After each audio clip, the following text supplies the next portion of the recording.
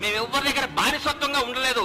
మీ దగ్గర ఏ బానిస బతికారు కదా సార్ 10 సంవత్సరాలు తెలంగాణ ప్రజలందరూ బానిస బతుకుని తెంచుకొని వచ్చారు. హరీష్ అన్న మీరు 10 సంవత్సరాల పాటు మంత్రిగా చేశారు. దయచేసి ఆత్మసాక్షిగా గుండె మీద చేసుకొని చెప్పండి. మీరు నిజం చెప్పండి. ప్రభుత్వం రేవంత్ రెడ్డి గారు అద్భుతంగా చేస్తున్నాడా చేయట్లేదా, పరిపాలన బాగుందా లేదా, మీరు మనస్సాక్షి మీరు క్వశ్చన్ చేసుకొని మీరు మాట్లాడండి. ప్రతిరోజు ఏదో విమర్శించాలి. ఎందుకు ఇస్తారు సార్ మీకు ఎంపీ సీట్లు? ఒక్క సీటు కూడా టీఆర్ఎస్ గెలవు బీఆర్ఎస్ గెలవదు. సార్ నేను చెప్తున్నా రాసుకోండి. ఒక్క సీటు కూడా గెలవదు. రండి మీ ఓడిపోయిన మంత్రులు అందరూ వచ్చి మీరందరూ వచ్చి మీకు దమ్ము ఉంటే అందరూ వచ్చి ఒక్కొక్క పార్లమెంట్ లో పోటీ చేయండి. అందరూ రండి ఎంతమంది గెలుస్తారు చూద్దాం. ఒక్కడు ప్రజలు కోరుకుంటున్నారు కాంగ్రెస్ ప్రభుత్వాన్ని. ఈ రోజు ఢిల్లీలో ప్రతిపక్షంలో ఉన్నాం, రేపు అధికార పక్షంలోకి రాబోతున్నాం. ఢిల్లీలో కూడా మేము ఏం చేస్తారు సార్? మీరు టీఆర్ఎస్ ఎంపీలు గెలిచి ఏం చేస్తారు సార్? అక్కడ ఏం చేస్తారు సార్? ఈ 10 ఏళ్ళు ఎందుకు పోలేదు సార్? ఈ 10 ఏళ్ళు హైదరాబాద్ ఢిల్లీ ఫ్లైట్లు అంతేనియా?